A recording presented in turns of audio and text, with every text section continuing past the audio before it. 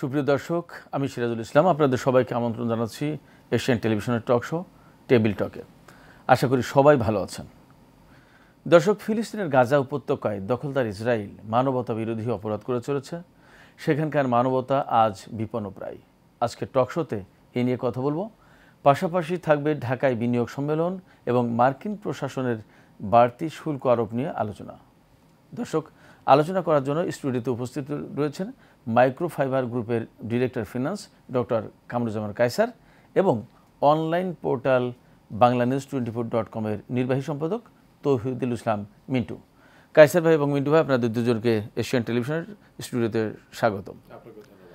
দর্শক, পরিচয় পর্বের পর আমরা আলোচনায় চলে যাচ্ছি। ডক্টর কায়সার, আপনাকে দিয়ে আলোচনা শুরু করতে চাই। আপনি নিশ্চয়ই জানেন যে ফিলিস্তিনের গাজায় যে মানবতা বিরোধী অপরাধ চলছে, যে অপরাধ করছে ইহুদিবাদী ইসরায়েল, তার বিরুদ্ধে সারা বিশ্বে গ্লোবাল স্ট্রাইকস ফর গাজা এই কর্মসূচি পালন করা হচ্ছে। এর সাথে সংহতি প্রকাশ করে ঢাকাসহ সারা বাংলাদেশে একটা কর্মসূচি পালন হচ্ছে, বিক্ষোভ মিছিল করেছে, বিভিন্ন রকমের প্রতিবাদ হচ্ছে। তো এই যে বিক্ষোভ মিছিল হচ্ছে সারা দেশে, এর আগে আমি আরেকটু কথা বলতে চাই। আজকাল যেরকম হচ্ছে, আসলে আমরা একটা সময় বিশেষ করে 80-র দশকে বা 90-র দশকে মধ্যপ্রাচ্যে মুসলিম স্বার্থে আঘাত আনলে বা সারা বিশ্বের মুসলিম স্বার্থে আঘাত আনলে কিন্তু বাদ প্রতিবাদ বিক্ষোভের ঘটনাটা একটু বেশি হতো। আজকে এটা কিন্তু কমে গেছে, তারপরেও হচ্ছে। তো প্রশ্ন হচ্ছে যে এই যে কর্মসূচি পালন হচ্ছে, আপনি কিভাবে দেখছেন এবং আন্তর্জাতিক পর্যায়ে এই কর্মসূচি কতটা প্রভাব ফেলতে পারে? ধন্যবাদ আপনাকে সিরাজ ভাই। আপনি জানেন যে গাজা বর্তমানে একটা সর্বাধিক বৃহৎ একটা কবরস্থানে পরিণত হয়েছে। এক সময় উন্মুক্ত কারাগার বলা হতো, এখন কবরস্থানে পরিণত হয়েছে। এবং এটা আজকে 1.5 বছর ধরে ইসরায়েল সেখানে মানবতার চরম অপরাধ করে যাচ্ছে। সেখানে প্রতিদিন আপনার শত শত লোক তারা নির্বিচারে গুলি করে মারছে। বিশ্ব বিবেক এখানে স্তব্ধ। জাতিসংঘ মাঝে মাঝে কিছু বলে, কিন্তু তার কথা কোনো পাত্তা কেউ দেয় না। এখানে আসলে আমরা সবাই এমন হয়ে গেছি, ইউনিপোলার একটা রিজাইমে আমরা চলে আসছি। আগে বিশ্ব 2 ভাগে বিভক্ত ছিল, বাইপোলার, এন্ড বর্তমানে হয়েছে ইউনিপোলার। তার মানে এখন মার্কিন যুক্তরাষ্ট্র ভিত্তিক সারা বিশ্ব আবর্তিত হচ্ছে। তো ইসরায়েল তো একা ছোট্ট একটা দেশ, সে তো একা এই কাজটা করছে না, তার পিছনে বড় শক্তি হিসেবে মার্কিন যুক্তরাষ্ট্রের মদদ আছে। তো মার্কিন যুক্তরাষ্ট্রের মদদের কারণে ইসরায়েল বেপরোয়াভাবে ফিলিস্তিন এবং গাজা উপত্যকায় নির্বিচারে তারা গুলি করে বা হত্যা করে যাচ্ছে। এটা পাখির মতো, মানে নির্বিচারে। মানুষ তো মারছে না, মনে হচ্ছে যে তারা এটা মানে ফায়ারিং বা একটা টেস্টিং একটা পর্যায়ে তারা আছে আর কি। মানুষকে মেরে তারা এত উল্লাস করছে আর কি। তো এটাতে আমি আসলে মনে করি সারা বিশ্বের 57টি মুসলিম রাষ্ট্র আছে। 57টি মুসলিম রাষ্ট্রের কিন্তু একটা অর্গানাইজেশন আছে, ওআইসি কি করে বা আরব লীগ কি করে। এই যে আমরা যদি আপনার ধরেন এই ইসরায়েলের আশেপাশে সবগুলো কিন্তু মুসলিম রাষ্ট্র। এই মুসলিম রাষ্ট্রগুলো কিন্তু নীরব।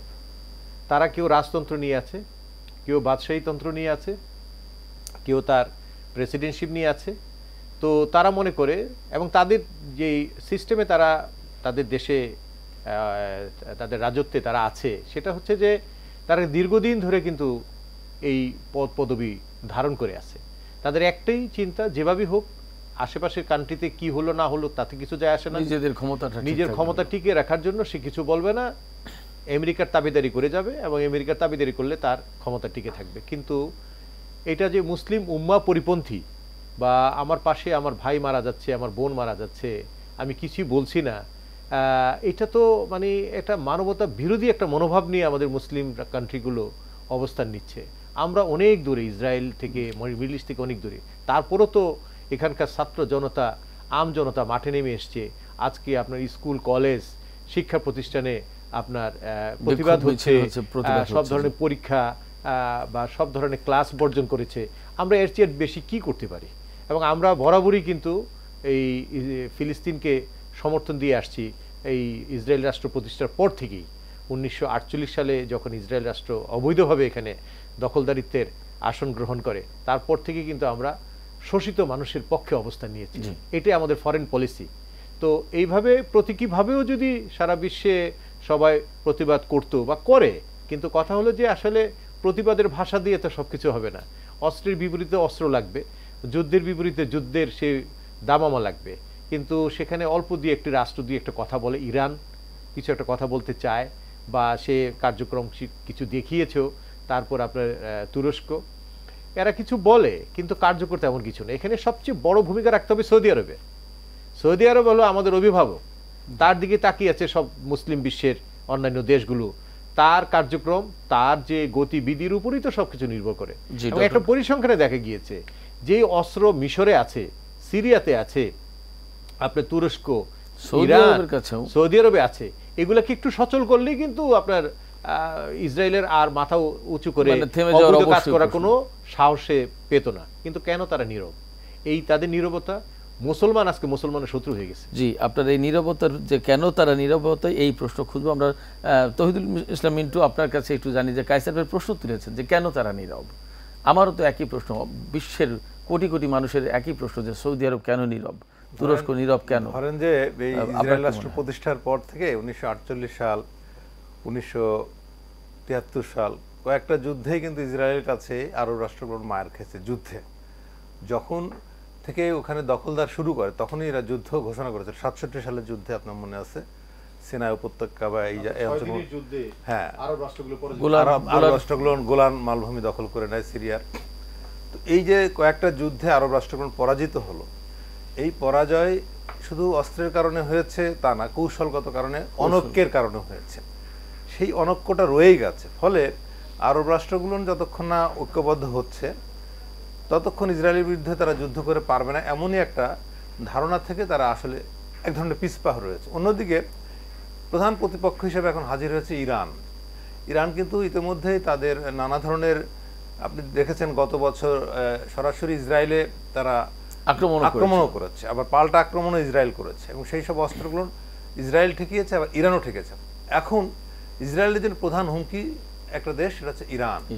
আর ইরানের যেসব প্রক্সি কার্যকর ছিল, বাশার আল আসাদ সিরিয়া থেকে পালিয়ে যাওয়ার পরে সেই জায়গাগুলো দুর্বল হয়ে গেছে। ইয়েমেনের হুতি, কিংবা ধরেন যে আপনার আরবে ইরাকে হ্যাঁ যে ফোর্সগুলো রয়েছে, বা হামাস যারা, অন্যদিকে লেবাননে হিজবুল্লাহ, এই বাহিনীগুলো কিন্তু এখন অনেকটা দুর্বল হয়ে যাওয়ার কারণে ইসরায়েল এখন এককভাবে ওখানে হামলা চালানোর সুযোগ পাচ্ছে, এবং ইরানও কিন্তু কোনো প্রতিক্রিয়া দেখালেও কোনো কার্যকর ভূমিকা নিতে পারছে না। পাশাপাশি ইরানের প্রতি আমেরিকার রয়েছে দীর্ঘদিনের একটা প্রতিদ্বন্দ্বিতা এবং ক্ষোভ। ইরান পারমাণবিক অস্ত্রের অধিকারী হচ্ছে এমন একটা আশঙ্কা থেকেও এই একটা আক্রমণ, ইরানকে আক্রমণ করার টার্গেট থেকে আগে প্যালেস্টাইনের এই গাজা অঞ্চলে আক্রমণ করছে কিনা সেই সংশয় আমার কাজ করছে।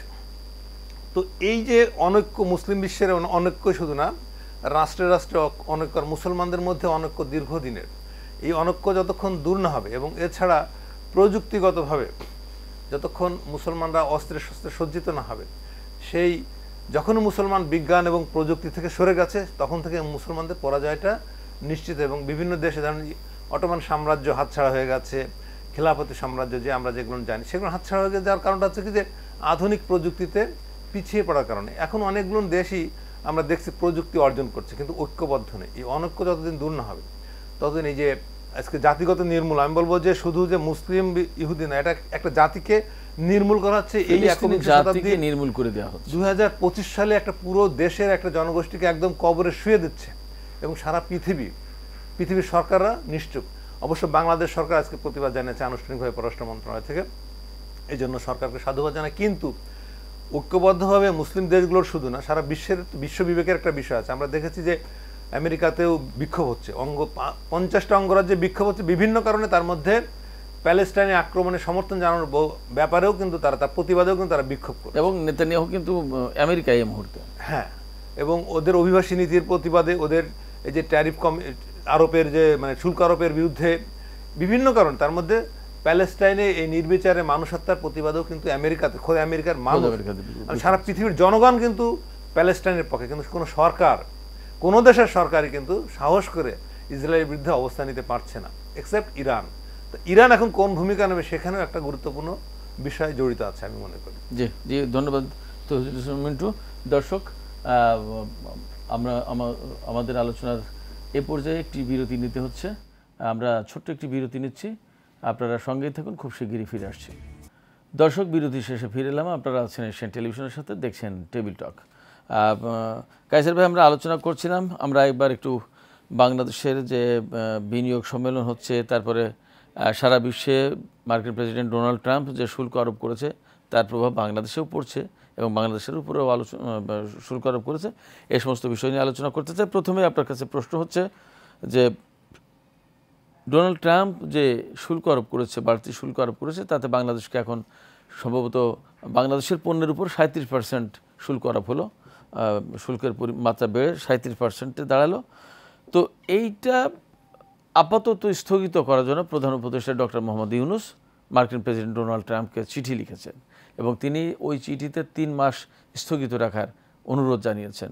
প্রশ্ন হচ্ছে যে তার এই চিঠি মার্কিন প্রেসিডেন্টের দপ্তর বা মার্কিন প্রশাসন কিভাবে দেখতে পারে, আমরা কি আশা করতে পারি, এবং একই সাথে প্রশ্ন হচ্ছে যে প্রেস সচিব বলেছিলেন, সম্ভবত গতকালকেই বলেছেন মনে হয়, যে বাংলাদেশ লাভবান হতে পারে এই শুল্ক আরোপের পরেও। তো যদি লাভবান হয় তাহলে এই চিঠি দেওয়ার কারণটা কি? ধন্যবাদ আপনাকে, অনেকগুলো প্রশ্ন এবং প্রশ্নগুলো খুবই কৌশলগত আর কি। যাই হোক, আমি প্রথমে বলতে চাই যে শুল্ক আরোপ করা হয়েছে, আপনি যেটা বললেন যে 37%, আসলে কিন্তু 37%-এর সাথে আরো 15% যোগ করতে হবে। আগে যেটা নির্ধারিত ছিল 15% আর এখানে 37% মিলিয়ে 52% ট্যাক্স দিয়ে আমাদের গুডস এখন আমেরিকান বাজারে যাবে। তো আমরা কি 52% হিসাব করে আমাদের আগাতে হবে আর কি। যাই হোক, এখন যে জিনিসটা দাঁড়িয়েছে যে আমরা আমাদের সবচেয়ে বড় এক্সপোর্ট তো তৈরি পোশাক থেকেই হয় এবং এই তৈরি পোশাকের এক্সপোর্টটা আপনার 8.5 বিলিয়ন থেকে 9 বিলিয়ন বা 10 বিলিয়ন ছুঁই করে। এই অবস্থায় আমাদের এক্সপোর্ট বেশি, আমাদের ইম্পোর্ট আমেরিকা থেকে কম। তো বাণিজ্য ঘাটতিতে যুক্তরাষ্ট্র আছে আর আমরা আছি বাণিজ্য উদ্বৃত্তিতে। তো এই জায়গায় স্বাভাবিকভাবেই আমেরিকান প্রেসিডেন্ট একজন ব্যবসায়ী, সে ব্যবসার বিষয়টা কি মানে বেশি গুরুত্ব সবসময় প্রাধান্য, এবং সে তার নির্বাচনী ম্যানিফেস্টোই সে বলেছিল যে আমি ক্ষমতায় আসার পর আমি এই যে ট্রেড ডেফিসিট আছে এটাকে আমি সমন্বয় করব, এটাকে সমতায় আনার চেষ্টা করব। আমেরিকা বাণিজ্য ঘাটতিতে থাকতে চায় না, তার আরেকটা বড় কারণ হলো যে আমেরিকার আনএমপ্লয়মেন্ট রেটটাকে সে উনি কন্ট্রোল করতে চায়। তো যদি তাদের দেশে নিজে এই ধরনের কিছু ইন্ডাস্ট্রি করতে পারে তাহলে এমপ্লয়মেন্টটা জেনারেট হবে, এটা একটা কারণ। আরেকটা হলো যে এই যে শুল্ক বাড়ানোর ক্ষেত্রে বাংলাদেশ কি কি ক্ষতির সম্মুখীন হতে পারে, সমূহ সম্ভাবনাগুলো কি, সেগুলো তো আমরা আলোচনা করছি, এটা সব জায়গায় এই বিষয়টা নিয়ে আলোচনা হচ্ছে। আমি একটা বলতে চাই বিষয়টা যে আমরা তো স্বল্প মূল্যের সস্তা শ্রমের কিছু গুডস নিয়ে কাজ করি। তো এই গুডসগুলো আমেরিকায় বাজারে একটা ভালো মার্কেট আছে। বাংলাদেশের রপ্তানিতে একক আমদানিকারক দেশ হলো যুক্তরাষ্ট্র। তো সেক্ষেত্রে আমাদের প্রোডাক্টের প্রাইসগুলো কিন্তু অনেক কম, ইকোনমিক। তো এই ইকোনমিক প্রাইসের যে পণ্যগুলো ওখানে যাচ্ছে সেখানে হয়তো আপনার $10 যে একটা গুডস সেটা হয়তো $15 গিয়ে পৌঁছবে। এটা কিন্তু একটা ইফেক্ট আসবে, সাধারণ ক্রয় ক্ষমতার বাইরে চলে যাবে সাধারণ মানুষের। এখানে আপনি জানেন এরই মধ্যে কিন্তু একটা নিউজও আসছে যে খোদ আমেরিকার আপনার প্রায় 40টা স্টেটে সাধারণ জনগণ কিন্তু ডেমনস্ট্রেশন করেছে। যে কথাটা আপনি আগে বললেন, গাজার ব্যাপারে একটা ডেমনস্ট্রেশন ছিল ফিলিস্তিনিদের সহযোগিতা, এবং শুল্ক বাড়ার কারণে ওখানে মুদ্রাস্ফীতি বেড়ে যাবে, মানুষের বাইং ক্যাপাসিটি কমে যাবে। সেক্ষেত্রে কিন্তু সাধারণ মানুষও রাস্তায় নেমে এসছে যে এটা এমন হঠকারী সিদ্ধান্ত নিলে তাদের জনগণও এতে কিন্তু ক্ষতিগ্রস্ত হবে। এবং আরেকটা তথ্য আমি আপনাকে দিই, আপনি নিশ্চয়ই জানেন যে যেদিন এই ট্যারিফ আরোপ করা হলো তার পরের দিন পত্রপত্রিকায় খবর এসছে যে বিশ্বের কয়েকজন ধনী ব্যক্তি একদিনেই $20,000 কোটি ক্ষতির মুখে পড়েছে। হ্যাঁ, তা তো অবশ্যই, এটা বিরাট, কারণ এখানে একটা ডেডলাইন দেয়া আছে যে গুডসটা আমাদের দেশ থেকে নিয়ে যাচ্ছে এবং এটা 9th of এপ্রিলের পরে যদি আমেরিকা ইন করে তখন কিন্তু আপনার এই নতুন শুল্কের আওতায় হয়ে যাবে। তো নতুন শুল্কের আওতায় আসলে সেই গুডসটার দাম বেড়ে যাবে। সে আমাকে যেই প্রাইসে আমার কাছে কিনেছে এবং ওখানে সে প্রি সোল্ড গুডস, ওটা সে আরেকটা হাত বদল যখন হবে তখন তার কাছে কিন্তু বর্ধিত দামে বিক্রি করতে হবে, কিন্তু সেটা সে নিবে না, কারণ আগে থেকে কিন্তু চুক্তি করা আছে। তো এই ক্ষেত্রে যে বায়ার সে কিন্তু ক্ষতিগ্রস্ত হবে। এটার ব্যাপারে এখনো আমাদের বর্তমান সরকার খুবই এ ব্যাপারে কনসার্ন। ইতিমধ্যে United states trade and commerce ডিপার্টমেন্টের সাথে কথা হয়েছে এবং আমাদের তরফ থেকে একটা গুচ্ছ প্যাকেজ আমেরিকাকে দেয়া হবে এবং সেটা যেটা আপনি আপনার প্রারম্ভে বলেছিলেন যে ভিয়েতনাম এবং কম্বোডিয়া এবং অন্যান্য কিছু রাষ্ট্র তারা অলরেডি শুল্ক শূন্য করে দেওয়ার একটা প্রস্তাবনা দিয়েছে। আমাদের তরফ থেকেও একটা মিনিমাম একটা ট্যারিফ আমেরিকাকে অফার করা হবে। আমরা যদি আমদানি বাড়াই অথবা আমেরিকার কিছু বিনিয়োগ যদি বাংলাদেশে আসে, তারা যদি বুঝে যে বাংলাদেশে ব্যবসা করতে গিয়ে আমেরিকার লাভ হচ্ছে এবং এখানে আমাদের এই তৈরি পোশাকের যে কাঁচা মাল সেটা হলো আপনার তুলাটা কিন্তু আমরা আমেরিকা থেকে আনি এবং ওই তুলায় কিন্তু আপনার ডিউটি ফ্রি বলা যায়, একদম আপনার খুবই মিনিমাম একটা আপনার শুল্ক যেটা 0.5, এটা আসলে ধর্তব্যের মধ্যে পড়ে না। তো সেটা আমরা আনি এবং সেটার উপরে এবং তুলা যদি আমরা আমেরিকা থেকে বেশি আনি এবং সেটা দিয়ে আমরা ফিনিশ গুডস করে যখন আমেরিকা আবার এক্সপোর্ট করব, তখন আমরা আমেরিকাকে বোঝাতে পারবো যে তোমাদের তুলা আমরা আরও বেশি করে নিব এবং আমাদের এই তৈরি পোশাক যেটা একদম ফিনিশ গুডস এটা তোমাদের বাজারে তোমাদের ট্যারিফটাকে তোমরা একটু আরও রিভাইজ করো বা কমিয়ে দাও। এই ক্ষেত্রে আমাদের মধ্যে একটা উইন উইন সিচুয়েশন হতে পারে, কারণ আমরা যদি তাদেরকে একটা ফ্যাসিলিটিস দেই সেক্ষেত্রে তারাও একটু দায়বদ্ধ থাকবে। এবং এক্ষেত্রে কি আর একটা কাজও কি হতে পারে যে ধরুন যে মার্কিন যে বায়ার এবং তারা তো একটা বিরাট বড় শ্রেণী যারা বাংলাদেশ থেকে গার্মেন্টস নেয়, আমাদের তৈরি পোশাক নেয়, তো তারাও তো যেহেতু ক্ষতির মুখে পড়বে, জি তারাও তো নিশ্চয়ই মার্কিন প্রশাসন না, তারা তো অবশ্যই তারা আভ্যন্তরীণ ভাবে তারা তাদের প্রশাসনের সাথে তাদের বাণিজ্য মন্ত্রণালয়ের সাথে আলোচনা করছে। আসলে বিজনেস তো এটা একমুখী না, এটা দ্বিমুখী এবং এট লাস্ট এটা তো আমাদের ফেভারেই যাবে, এটা আমাদের ফেভারেই যাবে এবং আমরা এতটা আসলে উৎকণ্ঠার তেমন কিছু আমি মনে করি না, যদিও সাময়িকভাবে একটা অস্থিরতা একটা আতঙ্ক তো কাজ করবেই, এটা খুবই স্বাভাবিক। শুধু আমরা কেন, এটা সারা বিশ্বের শতাধিক কান্ট্রির উপরে তো নতুন শুল্ক আরোপ করেছে এবং সবাই কিন্তু তাদের নিজ নিজ জায়গা থেকে তারা চেষ্টা করছে আমেরিকাকে কনভিন্স করার জন্য কিভাবে সেটাকে আবার একটা সমতায় আনা যায়। তা আশা করি আমাদের ক্ষেত্রে বর্তমান সরকার কিন্তু বসে নেই।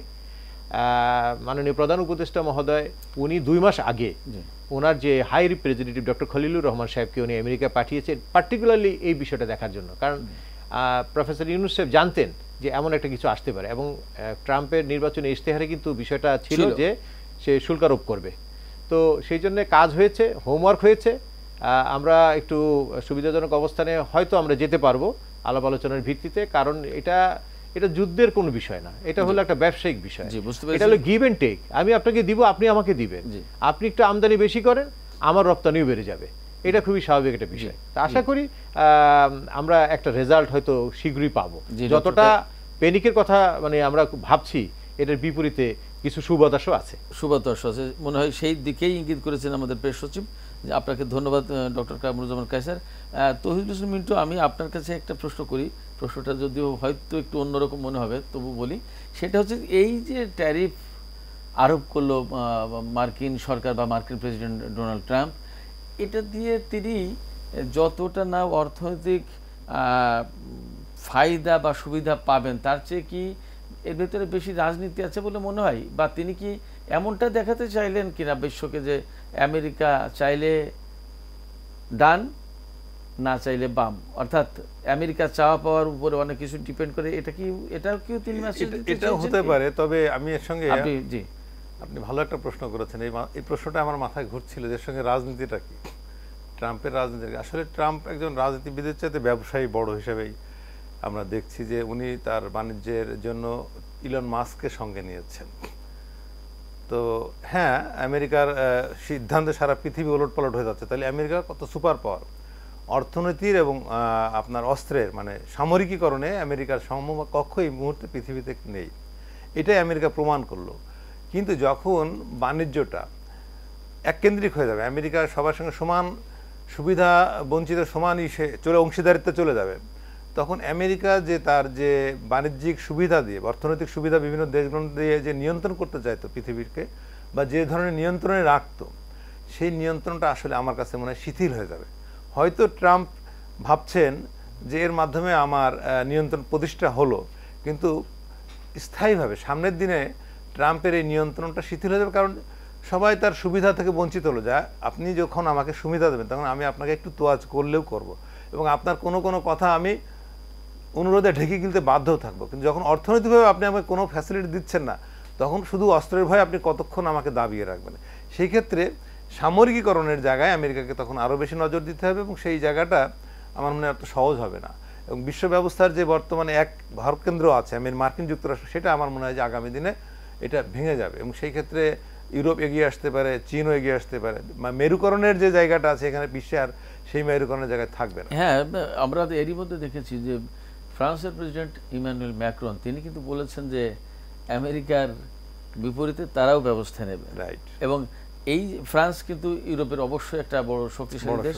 শক্তিশালী দেশ বলতে আপনি যে যদি দেখেন সামরিক দিক দিয়ে তারাও শক্তিশালী, প্লাস জাতিসংঘের স্থায়ী সদস্য, প্লাস ইউরোপের সম্ভবত এই মুহূর্তে দ্বিতীয় বৃহৎ অর্থনৈতিক দেশ, জার্মানির পরে মনে হয় ফ্রান্সের অবস্থান, এবং সামরিক দিক দিয়ে তো বটেই। জার্মানির চ্যান্সেলরও সেই একই কথা বলেছেন যে ইউরোপকে নতুন যে চ্যান্সেলর হলেন সেদিন। তো হ্যাঁ, তো সেক্ষেত্রে দেখা যাচ্ছে যে ইউরোপের ভিতরে কিন্তু ডোনাল্ড ট্রাম্প ক্ষমতায় আসলে একটা অস্থিতিশীলতা তৈরি হয়, এবং যে ঐক্য, যে নেটো কেন্দ্রিক যে ঐক্যটা থাকে বা ছিল, সেই জায়গায় কিন্তু একটা নড়বড়ে অবস্থা তৈরি হয়। সেক্ষেত্রে আমার মনে হয় যে শুধু চীন, ভারত, বাংলাদেশ বা বিশ্বের অন্যান্য দেশ না, তার যে আমেরিকার যে খোদ মিত্র ইউরোপীয় ইউনিয়ন বা ইউরোপ, টোটাল ইউরোপ মহাদেশ, সেই জায়গায় আমার মনে হয় যে নেগেটিভ একটা ধারণা তৈরি হবে।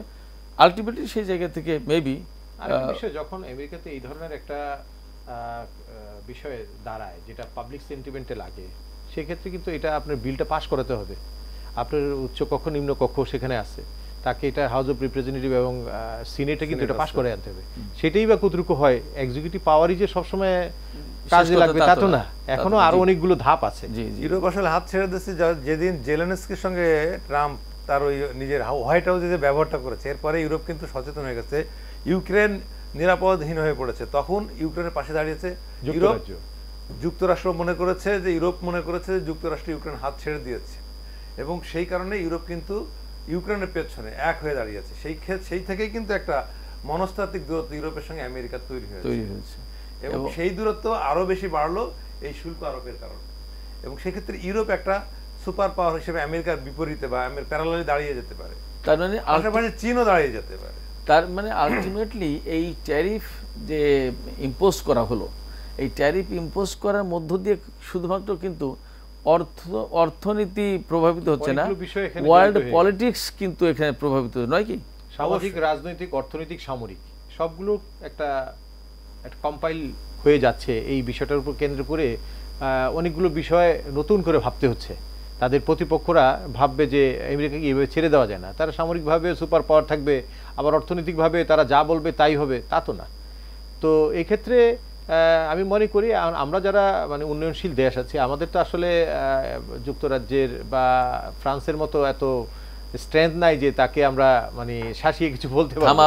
আমাদের একটু সমঝোতাই থাকতে হবে, আমাদের একটু ডাউন স্ট্রিমে থাকতে হবে। সেক্ষেত্রে আমাদের যেটা করণীয় যে আমাদের ট্রেড ডিফিসিট কমানোর জন্য তাদের কাছ থেকে কিছু আমদানি করতে হবে, আমদানিটা বাড়িয়ে দিতে হবে। এলএনজি করা যেতে পারে, সোয়াবিন যে বীজ আছে, তারপরে আপনার গম আছে, ভুট্টা আছে। হ্যাঁ, তো এলএনজির যে মানে প্রধান উপাদান বিউটেনটা কিন্তু আমরা আমেরিকা থেকে আনি। তো সেই বিষয়গুলোকে যদি আমরা একটু আমাদের আমদানিটাকে বাড়াই, আমদানি বাড়ানোর ক্ষেত্রে আমাদের যে জাতীয় রাজস্ব বোর্ডের যে শুল্ক যেটা ধারণ করা আছে, নির্ধারণ করা, সেটাকে আর একটু শিথিল করে আমরা যদি এটাকে বাণিজ্যের মাত্রাটাকে বাড়িয়ে দিই, তাহলে আমার মনে হয় এখানে একটা বড় আমরা আশার আলো দেখতে পাবো। এই জায়গায় একটা প্রশ্ন এসে দাঁড়াচ্ছে যে এই যে আমাদের কি করা উচিত বা কি করছি, এগুলো কিন্তু একটা গুরুত্বপূর্ণ বিষয় যে আমাদের এবং তা আমি অন্য জায়গায় যেতে চাইছিলাম। সেটা হচ্ছে যে এগুলো তো করা উচিত, বাট অ্যাকচুয়ালি আমরা করছি কি? আমরা যেমন আপনাদের ব্যবসায়িক শ্রেণী, তাদের সাথে গভর্নমেন্টের একটা আলোচনা হতে পারে, গভর্নমেন্টের প্রতিনিধি দলের সাথে ব্যবসায়ী প্রতিনিধি দলের আলোচনা হতে পারে। আবার যেহেতু আমরা আগেই আলোচনা করেছি যেটা, যে আমেরিকার যে ব্যবসায়ীরা যারা বায়ার, তারা একটা কন্ট্রাক্টে আমাদের এখান থেকে কিনেছে, বাট 9 তারিখের পরে যখনই আমাদের বাংলাদেশ থেকে পণ্য আমেরিকায় পৌঁছাচ্ছে তখনই ট্যারিফ বসে যাচ্ছে এবং সেটা বেড়ে যাচ্ছে দাম। তখন অথচ ওখানে এই যে বায়াররা নিয়ে বিক্রি করবে তাদের সাথেও একটা কন্ট্রাক্ট আছে, এত টাকায় আমরা এত ডলারে তোমাদেরকে আমরা সাপ্লাই দেবো, বাট নতুন ট্যারিফ বসে যাওয়ার পরে কিন্তু বাড়তি দামে তারা কিনতে চাইবে না। তার মানে আলটিমেটলি ওই বায়ারটা ক্ষতিগ্রস্ত হচ্ছে। সেই ক্ষেত্রে ওই বায়ারদের সাথে আমাদের বাংলাদেশের যারা সাপ্লায়ার আছে তাদের একটা ইন্টারঅ্যাকশন হওয়ার কোনো ব্যবস্থা করা উচিত কিনা বা হচ্ছে কিনা? তড়িৎ গতিতে যে বিষয়টা কার্যকরী হতে পারে সেটা আমাদের মাননীয় প্রধান উপদেষ্টা মহোদয় বলেছেন এটাকে একটু প্রলং করার জন্য, ডেফার করে দেওয়ার জন্য 3 মাসের জন্য এটাকে বাড়ি এই ইয়েটা এই যে তার যে শুল্ক আরোপের যেটা এটা স্থগিত রাখা যায় 3 মাস পরে থেকে এক্সিকিউটিভ অর্ডারটাকে 3 মাসের জন্য এটা বাড়িয়ে দেওয়ার কথা বলা হচ্ছে। এটা যদি বাড়ানো হয় তাহলে আমরা কিন্তু অর্ডারও যেভাবে নিব এবং আমাদের বায়াররা যেভাবে এখান থেকে গুডস নেবে তখন আমরা এটা ভেবে চিন্তেই কাজটা করব। ওরাও ভেবে ইমিডিয়েট অ্যাকশন হলো এটা যে এটাকে একটু ডিলে করা। আচ্ছা, এবং সেক্ষেত্রে আমার আরেকটা প্রশ্ন ছিল যেটা আমি মনে করি যে এটাও একটা খুবই গুরুত্বপূর্ণ বিষয় হতে পারে বা হওয়া উচিত, সেটা হচ্ছে যে এই যে শুল্ক আরোপের পরে মূল প্রভাব পড়বে ব্যবসায়ীদের উপরে এবং ওখানকার ব্যবসায়ীদের উপরে এবং আলটিমেটলি সেখানকার ভোক্তা যারা এইগুলো পারচেজ করবে।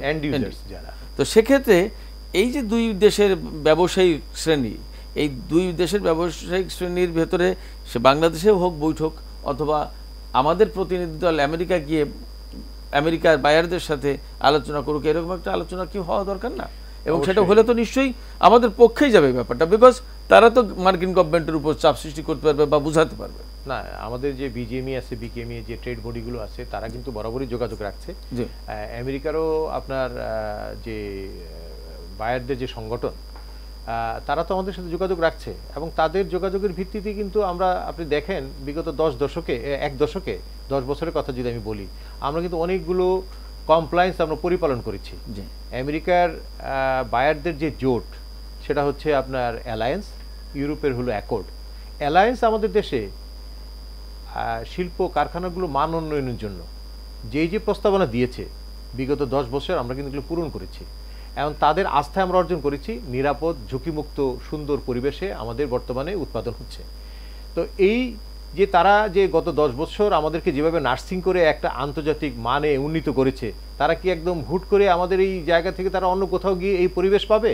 সেটা পেতেও তো তাদের সময় লাগবে। আমাদেরকে তো একটা প্রস্তুত করেছে কমপ্লায়েন্সে। যেমন আমাদের, আপনারা জানেন 2013 সালে রানা প্লাজা দুর্ঘটনা, তাজনিম ফ্যাশনের আপনার অগ্নিকাণ্ডে, তারপরে কিন্তু বাংলাদেশে এই তৈরি পোশাক কিন্তু একটা হুমকির সম্মুখীন ছিল এবং সেটা কিন্তু আন্তর্জাতিক বিশ্বে আমরা খুবই নেতিবাচক অবস্থানে ছিলাম। সেখান থেকে কিন্তু আমরা ঘুরে দাঁড়িয়েছি। এই আমেরিকান বায়ারদের জোট, অ্যালায়েন্স এবং ইউরোপের অ্যাকর্ডের যে প্রস্তাবনায় আমরা এমন একটা পর্যায়ে এসেছি, আপনি কি গত 5-7 বছরে কোনো বড় দুর্ঘটনার কথা শুনেছেন পোশাক শিল্পে? শুনেন নাই। আমরা কিন্তু সেই পর্যায়ে চলেছি এবং পৃথিবীর 20টা সবুজ ফ্যাক্টরির মধ্যে প্রায় 17টা আমাদের। এটা তো আমাদের একটা বড় অর্জন। তো আমরা সস্তায় গুডস দিচ্ছি তাদেরকে, আমরা তাদের কমপ্লায়েন্স মিট করছি, আমরা সুন্দর কর্ম পরিবেশ সৃষ্টি করে আমরা উৎপাদন করছি। এই সব কিছু মিলিয়েই তো একটা সিঙ্ক্রোনাইজেশন হয়েছে। এই সিঙ্ক্রোনাইজেশনের জন্য তো আমরা এই আমেরিকান বায়ারদের কাছাকাছি আসতে পেরেছি। তো সব কিছু মিলিয়ে যে এই একটা শুল্ক আরোপের কারণে অন্যান্য বিষয়গুলোকে তারা ইগনোর করবে বা আমাদেরকে বাদ দিয়ে অন্য কোথাও চলে যাবে, সেটা কিন্তু খুব তাড়াতাড়ি এটা এমন কিছু হবে আমি মনে করি না। তবে এটা একটা প্রাথমিক ধাক্কা, সেটাকে কূটনৈতিক অর্থনীতির মাধ্যমে এটাকে সমাধান করতে হবে। জি, অনেক ধন্যবাদ ডক্টর কায়সার। দর্শক, সময় হলো আরও একটি বিরতির। আমরা ছোট্ট একটি বিরতিতে যাচ্ছি, সঙ্গেই থাকুন, খুব শিগগিরই ফিরছি। দর্শক, বিরতি শেষে ফিরে এলাম। আপনারা আছেন এশিয়ান টেলিভিশনের সাথে, দেখছেন টেবিল টক। মিন্টু ভাই, আমরা আলোচনার একেবারে শেষ পর্যায়ে চলে এসেছি। আমরা জানি আজকে ঢাকায় বিনিয়োগ সম্মেলন হচ্ছে, আজকে থেকে শুরু হলো 4 দিন ব্যাপী সম্মেলন। প্রশ্ন হচ্ছে যে এই যে সম্মেলন হচ্ছে, এটা নিশ্চয়ই বাংলাদেশের জন্য সবচেয়ে বড় সম্মেলন এবং এটা আমার মনে হয় যে একটা ইতিহাস হয়ে থাকবে সম্ভবত বাংলাদেশের অর্থনীতি এবং বিনিয়োগ সম্মেলনের ক্ষেত্রে বা যে কোনো ধরনের সম্মেলনের ক্ষেত্রে, যেখানে বিশ্বের 50টি দেশের মতো প্রায় দেশ থেকে প্রতিনিধি এসে এবং 600-র বেশি দেশি বিদেশি প্রতিনিধি। এটা অনেক বড় ব্যাপার।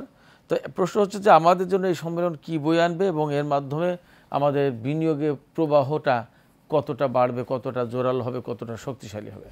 আমরা ধন্যবাদ, একটা চমৎকার প্রশ্ন করেছেন। এটা আসলে বাংলাদেশের ইতিহাসে, এই 53 বছরের ইতিহাসে বা 54 বছরের ইতিহাসে এত বড় বিনিয়োগ সম্মেলন এর আগে হয়নি বলে আমার জানা। তো এটা একটা প্রচুর সম্ভাবনার দ্বার খুলে দেবে। এই কারণে যে আমরা দেখছি যে এখানে স্টারলিংক আসছে, এখানে দেখছি যে আমেরিকার নাসা এখানে আসছে এবং বড় বড় ব্র্যান্ড সিলিকন ভ্যালি আসছে। মানে পৃথিবীর যত জায়ান্ট কোম্পানি আছে তাদের 50টা দেশের প্রায় 600 প্রতিনিধি আসছে, বিজনেস করার জন্য আসছে। তারা কেন আসছে? আমরা মনে করি যে আমাদের যিনি প্রধান উপদেষ্টা অন্তর্বর্তীকালীন সরকারের ডক্টর মোহাম্মদ ইউনূস, উনি একজন অর্থনীতিবিদ এবং শান্তিতে নোবেল প্রাপ্ত একজন ব্যক্তি, এবং উনি হচ্ছে বিশ্বের একজন রোল মডেল, নিজে একটা ব্র্যান্ড। তো এই সম্মেলন করার পেছনে তার ব্যক্তিগত উদ্যোগ ছিল, এবং পাশাপাশি আমরা দেখলাম বিডার যিনি চেয়ারম্যান, আজকে যাকে প্রতিমন্ত্রীর মর্যাদা দেওয়া হয়েছে, তিনি আজকে আশিক চৌধুরী, তিনি আজকে প্রতিমন্ত্রীর মর্যাদায় ভূষিত হলেন সেইটা একই দিনে। মানে এটা একটা চমৎকার ঘটনা, কাকতালীয় ঘটনা নয় নিশ্চয়ই, এটা তার জন্য পুরস্কার, কারণ এরকম সম্মেলন ইতিপূর্বে কখনো আয়োজন হয়নি। এবং এর মাধ্যমে তারা আজকে গেছে চিটাগাংয়ে এবং কোরিয়ান ইপিজেটে গেছে, বা ওই সব জায়গায় ঘুরে ঘুরে দেখছে, এই পরিবেশ তারা কখনো দেখে না, যারা দেখছেন, এবং তারা বেশ বিস্মিত এবং উৎফুল্ল হয়েছেন যে না, এটা তো অন্য ধরনের একটা পরিবেশ।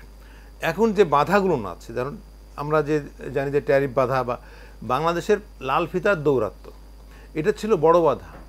আমরা দেখলাম যে স্টারলিংককে বিডা এখানে রেজিস্ট্রেশন দিয়েছে কয়েকদিনের ব্যবধানে মাত্র, এবং তারা এখন লাইসেন্স পাবে, আবেদন করার সঙ্গে সঙ্গে লাইসেন্স পেয়ে এখানে স্টারলিংক তাদের কার্যক্রম শুরু করতে পারবে। এই যে দ্রুত গতিতে সব কিছু করতে পারছে বিডার মাধ্যমে, যিনি চেয়ারম্যান হয়েছেন, আমি মনে করি যে এই যে 50টা দেশ বিনিয়োগের একটা নতুন ক্ষেত্র পাবে। বাংলাদেশ হচ্ছে সাগরের উপকূলে, বাংলাদেশের যে অবস্থান, ভৌগোলিক অবস্থান, আমরা দেখেছি ডক্টর মোহাম্মদ ইউনূস বলেছেন যে বাংলাদেশ হচ্ছে যে হাব, বিশ্ব বাণিজ্যের একটা হাব হতে পারে। ওনার স্বপ্নটা কোথায়? উনি বলেছেন যে চীনের বিনিয়োগের ক্ষেত্র, চীনের জন্য সমুদ্র পোর্ট ব্যবহারের জায়গা হতে পারে বাংলাদেশ, নেপালের জন্য হতে পারে, ভুটানের জন্য হতে পারে, ভারতের 7 সিস্টার্স হতে পারে। এবং আজকে যারা বিনিয়োগকারী আসলেন বিদেশ থেকে, তারা দেখলো যে না, এই সমুদ্র সীমানা বিস্তীর্ণ, যে সমুদ্র উপকূল, এবং এখানে যে আমরা পোর্ট যদি গভীর সি পোর্ট যদি করতে পারে তাহলে, এবং এই সি পোর্টে যদি শুল্কমুক্ত করে দেয়, যেমন যে কারণে সিঙ্গাপুর আজকে উন্নয়নের এখানে চলে গেছে, তাহলে এখানে সবাই আসবে, কারণ এটা নিরাপদ একটা জায়গা, সমুদ্রের একেবারে চারিপাশ থেকে ঘেরা একটা নিরাপদ জোন। অন্যদিকে আজকে যে রাজনৈতিক স্থিতিশীল একটা রাজনৈতিক অবস্থা আমরা দেখছি, এছাড়া যেসব অসুবিধাগুলো ছিল, বিদ্যুতের সাপোর্ট ছিল না, গ্যাসের সরবরাহ কম ছিল, এইগুলো কিন্তু দূর হয়েছে। এখন শুধু আমলাতান্ত্রিক যে জটিলতা, সেইটা দূর হওয়ার অপেক্ষা। আমরা আশা করি যে বিডার এই চেয়ারম্যান থাকলে এই জটিলতাগুলো খুব দ্রুতই সরে যাবে, এবং অন্যান্য যেসব সমস্যা, এবং সরাসরি আমার ধারণা যে ডক্টর মোহাম্মদ ইউনূস নিজে তত্ত্বাবধান করেছেন বলে আজকে এত বড় বিনিয়োগ সম্মেলন হতে পারলো। আমি বিগত সরকারের কয়েকটি বিদেশে বিনিয়োগ করতে যাওয়ার জন্য কয়েকটি রোড শোতে আমি গিয়েছিলাম, আমার অভিজ্ঞতা আছে, আমি শেয়ার বাজারের রিপোর্টার হিসেবে গিয়েছিলাম।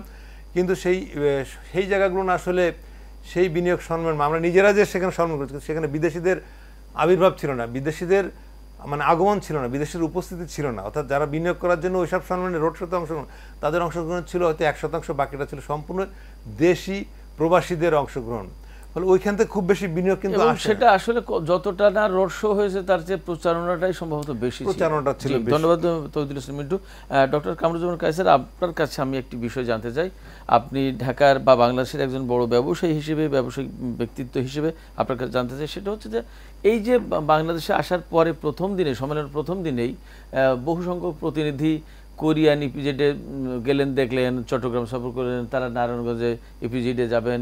এই যে ইপিজেডগুলো সফর করে তারা কি অভিজ্ঞতা অর্জন করবেন বলে মনে হচ্ছে, কি দেখবেন, এবং আমাদের আসলে কি দেখানোর আছে, যার কারণে এই দেখানো বা এই সফরগুলোকে খুব গুরুত্ব দিচ্ছি, কি দেখাতে পারবো আমরা? ধন্যবাদ আপনাকে। আপনি জানেন যে ইপিজেডগুলো, এক্সপোর্ট প্রসেসিং জোনে যে প্রতিষ্ঠানগুলো, কারখানাগুলো থাকে, সেগুলো কিন্তু 100% কমপ্লায়েন্স থাকে, এবং সেখানে যে কারখানায় উৎপাদনটার ক্ষেত্রে অনেকগুলো নীতি পরিপালন করা হয়। তো এগুলোই কিন্তু আপনি বিদেশে, উন্নত বিশ্বে ওইভাবেই কিন্তু আপনার পণ্য উৎপাদনে একটা সিস্টেম থাকে। তো আমাদের বিনিয়োগ বোর্ড ওই জায়গাগুলোকে নির্ধারণ করেছে, চিহ্নিত করেছে, যে যেখানে গেলে পরে বাংলাদেশে যে এক্সপোর্ট ওরিয়েন্টেড যে ফ্যাক্টরিগুলো আন্তর্জাতিক মানে বিভিন্ন ধরনের সার্টিফিকেশন ফলো করে কি চমৎকারভাবে যে কিছু গুডস তৈরি করছে, সেটা তাদেরকে দেখানোর একটা বিষয় ছিল। সেখানে গিয়ে তারা অবাক হয়ে গিয়েছে যে বাংলাদেশে আপনার স্পোর্টস আইটেম হচ্ছে, বাংলাদেশে ইউরোপিয়ান ইউনিয়নের আপনার ধরেন ফ্রান্স, তারপর আপনার ইংল্যান্ডের রয়্যাল নেভির যে ড্রেসগুলো, ইউনিফর্ম, সেগুলো এখানে তৈরি হচ্ছে, বাংলাদেশে তৈরি হচ্ছে। এটা কিন্তু আমরা অনেকেই জানি না। তো আপনার আল্পস পর্বতমালায় যে স্কি যে স্পোর্টসটা হয় বা যে গেমটা হয়, সেখানে যে আপনার স্পোর্টস ওয়্যার ইউজ করা হয়, সেটা এক একটার দাম আর 300-400 ইউরো। সেগুলো কিন্তু আমাদের এই কোরিয়ান ইপিজেডে তৈরি হচ্ছে। এটা কিন্তু অবাক করা একটা বিষয়। তো এগুলো দেখার পরে তাদের ভিতরে একটা বিরাট আস্থা বা একটা কনফিডেন্স লেভেলটা অনেক উঁচু হয়ে গেছে যে বাংলাদেশ পারে। বাংলাদেশের কিছু বিশেষায়িত অঞ্চলে যেই শিল্প পণ্যগুলো তৈরি হয় সেগুলো আন্তর্জাতিক মানের এবং এখানে আমরা ইনভেস্ট করতে পারি। তাদের বিনিয়োগের যে আগ্রহটা আরো বেড়ে গিয়েছে এই কোরিয়ান ইপিজেডে গিয়ে, হয়তো আদমজি ইপিজেডে যাবে। আমাদের কিন্তু আপনার উত্তরাতে একটা ইপিজেড আছে, আপনি জানেন, এটা নীলফামারীতে সৈয়দপুরের কাছে। সেখানে কিছু আপনার এমন চমৎকার চমৎকার কিছু খেলনা তৈরি হচ্ছে, আপনার কিছু ডেমি, আপনার কিছু পরচুলা থেকে শুরু করে এমন কিছু ফ্যান্সি আইটেম তৈরি হচ্ছে যেগুলো আমরা অনেকেই জানি না। এগুলো কিন্তু আমাদের দেশ থেকে যাচ্ছে কিন্তু আমরা অনেকেই জানি না। তো এগুলো কিন্তু খুবই আশাব্যঞ্জক। আমরা যদি এই বিশেষায়িত অঞ্চল আরো অনেক বেশি বেশি করে আমরা করতে পারি, তার পাশাপাশি ভাই যে কথাটা বললেন যে আমলাতান্ত্রিকতা দূর করতে হবে এবং এটাকে ওয়ান স্টপ সার্ভিসের আওতায় আনতে হবে। আমি যখনই চাবো যে আমি আগামী 15 দিনের মধ্যে আমি উৎপাদনে যাব, আমার এখানে আপনার বিদ্যুৎ বলেন, আপনার পানি বলেন, গ্যাস বলেন, এগুলোর কানেকশন অটোমেটিক্যালি খুব দ্রুত সরবরাহ করতে হবে। এখানে কোনো জটিলতা বা কোনো সময় কালক্ষেপণ করা যাবে না। এই জাতীয় বিষয়গুলো আসলে ফরেনাররা চায়। তো আমরা যদি সেগুলো দিতে পারি, আমাদের কিন্তু আপনার এখানে সস্তা শ্রম আছে, আমাদের এখানে আপনার পোর্ট ফ্যাসিলিটিস আছে, 2টা পোর্ট তো আমাদের আছেই অ্যাক্টিভ, আরেকটা পোর্ট যেটা আপনার ইয়েতে আছে পায়রাবন্ধ, এটাকেও কিন্তু আমরা সচল করতে পারবো। এটা কিন্তু খুবই আমাদের জন্য একটা প্রমিজিং পোর্ট হতে যাচ্ছে। বা এটা যদি সরকার চেষ্টা করেছে, কিন্তু তারা একটা পর্যায়ে সেটা কাজটাকে আর সামনের দিকে এগিয়ে নেয়নি। এটা কিন্তু আপনার ডিপ সি পোর্ট করার জন্য কিন্তু এটা অ্যাসাইন করা হয়েছে এবং সেটা করার মতো সেই অবকাঠামো আছে। তো সেটাকেও যদি আমরা ডিপ সি পোর্টে আমরা নিয়ে আমরা পার্টিকুলারলি আপনার যে ইপিজেড ভিত্তিক যে পণ্যগুলোকে যদি ওই অঞ্চল দিয়ে বা ওই পোর্ট দিয়ে যদি আমরা বাইরে রপ্তানি করি, তাহলে আপনার ধরেন আমাদের যে লিড টাইমটা অনেক কমে যাবে। বাইরেরা কি চায়? আপনার কোয়ালিটি গুডস, আপনার competitive price and short lead time. এই 3টা সমন্বয় যদি আমরা করতে পারি, তাহলে কিন্তু অবশ্যই বাংলাদেশ তাদের জন্য একটা সম্ভাবনার দুয়ার হবে। তো এই 3টা সমন্বয়ের ক্ষেত্রে আমাদের ডিপসি কি খুব গুরুত্বপূর্ণ রোল? অবশ্যই গুরুত্বপূর্ণ, কারণ আমাদের এখন ইউরোপ এবং আমেরিকাতে 1 থেকে 1.5 মাস লাগে আমাদের পণ্য যেতে, অথচ আপনার চায়না, ভিয়েতনাম থেকে 15 দিনে চলে যায়। তো আপনি কি 15 দিনের গুডসটা আপনি রিসিভ করবেন নাকি 1.5 মাসের গুডস রিসিভ করবেন? তো সেক্ষেত্রে আপনার লিড টাইম তো একটা বিরাট ব্যাপার। বিশেষ করে মার্কেটিংয়ের ক্ষেত্রে আপনার সিজন যদি চলে যায়, তাহলে আপনার গুডস যদি দেরিতে আসে, তাহলে তো আপনি মার্কেট ধরতে পারবেন না। তো যে কারণে আমাদের এই সমুদ্র অবকাঠামো, আপনি যেটা বললেন যে আমাদের বিরাট একটা সমুদ্রের ব্লু ওশান আছে, এই ব্লু ওশান ইকোনমিটাকে আমাদের কাজে লাগাতে হবে। আমাদের শুধু আমরা কেন, আমাদের আশেপাশে যারা আঞ্চলিক সহযোগিতায়ও কিন্তু এটা কাজে আসবে। তো সেক্ষেত্রে আমরা মনে করি এটাকে একটা হাব হিসেবে আমরা ইউজ করতে পারি। সিঙ্গাপুরের রেফারেন্স উনি দিয়েছেন, আমি হংকংয়ের রেফারেন্স দিতে পারি। ইভেন বর্তমানে মিডল ইস্টের আপনার দুবাই, তারা কিন্তু আপনার এই পোর্টগুলোকে কেন্দ্র করেই কিন্তু তাদের অর্থনীতিতে একটা বিরাট একটা চঞ্চলতা নিয়ে আসছে। এই চাঞ্চল্যের জন্য আমি মনে করি যে বর্তমান সরকার কিন্তু আসলে খুব সুদূর প্রসারী চিন্তা ভাবনা করছে। ইতিমধ্যে আপনি দেখেন যে আজকের স্বাধীনতার 54 বছরের মধ্যে এত বড় সম্মেলন, বিদেশিদেরকে আকৃষ্ট করার মতো এমন কোনো সম্মেলন কিন্তু কখনো হয়নি। এটা কেন সম্ভব হয়েছে? প্রফেসর ইউনূস সাহেবের কারণে। উনি হলেন একজন প্রতিষ্ঠান, উনি শুধু ব্যক্তি নয়, ওনার একটা ইন্টারন্যাশনাল ব্র্যান্ড ভ্যালু আছে।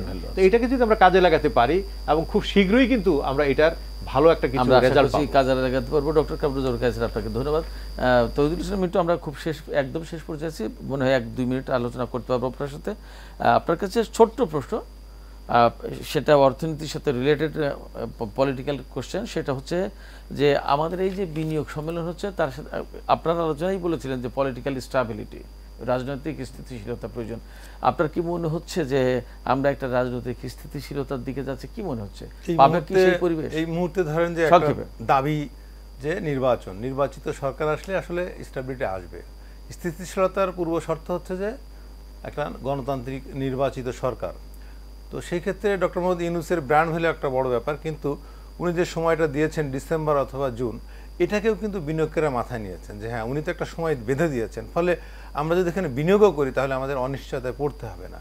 মানে বিদেশি বিনিয়োগকারীরা দেখা যায় তাদের বিনিয়োগটা কতটা ঝুঁকিমুক্ত, কতটা ঝুঁকি কম, নিরাপদ, দুটোই দেখে। যখনই ঝুঁকিপূর্ণ দেখবে, তখন সেখানে তারা বিনিয়োগ করতে আসবে না। তো যখন গণতান্ত্রিক ব্যবস্থায় দেশ চলে যাবে, তখন তারা কিন্তু যখন নিশ্চিত হবে যে একটা নির্বাচন আসছে এবং নির্বাচিত সরকারের ক্ষমতা অর্পণ করেই ডক্টর মোহাম্মদ ইউনূস হয়তো সরে যাচ্ছেন, তখন কিন্তু, বা উনি যদি নিজেও থাকেন, তাকেও নির্বাচনের মাধ্যমে থাকতে হবে, যে কোনো প্রক্রিয়া হোক, অর্থাৎ গণতান্ত্রিক পদ্ধতির মাধ্যমে আসলেই কিন্তু এখানে একটা রাজনৈতিক স্থিতিশীলতা এখন হচ্ছে কি আন্দোলন এগুলো কমে গেছে। সেই ক্ষেত্রে বলছি, এমনি বিক্ষিপ্তভাবে যে হচ্ছে সেটা হচ্ছে পলাতক সরকারের লোকরা নানা ধরনের উস্কানিমূলক কর্মকাণ্ড হচ্ছে, কিন্তু সেগুলো কিন্তু ইউনূস সাহেব আস্তে আস্তে সেগুলো কিন্তু উনি দমন করে এখন একটা স্থিতিশীল অবস্থায় নিয়ে এসেছেন। এবং আমি মনে করি যে আগামী দিনে রাজনীতির পরিস্থিতি স্থিতিশীলতার উপরে এই বিনিয়োগও অনেক কিছু নির্ভর করে এবং সেটার পথে বাংলাদেশ হাঁটছে। জি, ধন্যবাদ অনেক তৌহিদুল ইসলাম মিন্টু।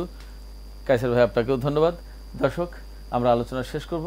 আলোচনা শেষ করার আগে একটি কথা বলি, সেটি হচ্ছে যে এই যে আজকে বাংলাদেশে বিনিয়োগ সম্মেলন হচ্ছে এবং 4 দিন ব্যাপী এই সম্মেলন চলবে, এই সম্মেলনের প্রধান লক্ষ্য এবং উদ্দেশ্য হচ্ছে বাংলাদেশের অর্থনীতিকে মোটা তাজা করা, বাংলাদেশের অর্থনীতিকে সুস্থ সবল করা। এই অর্থনীতিকে সুস্থ সবল রাখতে হলে, দেখতে হলে এবং ভবিষ্যতে আরও বেশি শক্তিশালী করতে হলে আমাদের অবশ্যই রাজনৈতিক স্থিতিশীলতা জরুরি। আশা করি বাংলাদেশের রাজনীতিবিদরা, রাজনৈতিক দলগুলো, সরকার এবং এর সাথে সংশ্লিষ্ট সবাই এই জরুরি প্রয়োজনটা নিশ্চয়ই বুঝবেন এবং আমাদের অর্থনীতিকে তারা শক্তিশালী করার জন্য সবাই যার যার অঙ্গন থেকে ভূমিকা রাখবেন। দর্শক, ভালো থাকবেন, আবারও কথা হবে। সবাইকে খোদা হাফেজ।